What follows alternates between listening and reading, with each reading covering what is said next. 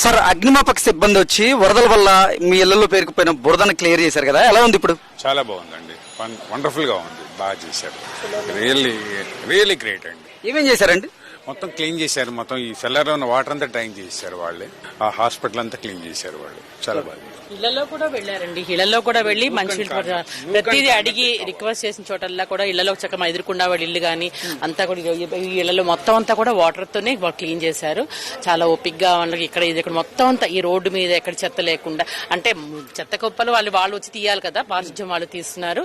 ఇప్పుడు చేసి మేము మార్నింగే వేసాం, అంతా కూడా క్లీన్ చేసి తీసుకెళ్లిపోయారు, మరి చెత్త అంతా తీసుకెళ్లిపోయారు.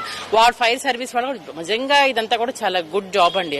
ఇలాగా చేయడం అనేది మేము ఊహించలేదు కూడా, ఎందుకంటే ఇంత వాటర్ లోపల మా హాస్పిటల్లో కూడా మొత్తం వచ్చేసి చెత్త అంతా బయటపడేసా, మొత్తం అంతా వాళ్ళు వచ్చి ఆ వాటర్ డ్రైన్ అవగానే ఈతంగా బురదంతా కూడా క్లీన్ చేసేసారు. We're happy for that. Last word అండి, we're very fortunate to have a CM like. We're fortunate అన్నమాట. ఈ పరిస్థితిలో ఆయన కాకుండా ఇంక ఎవరున్నా సరే ఇలా చేయగలిగేవారు కాదు. I'm very happy the things he did.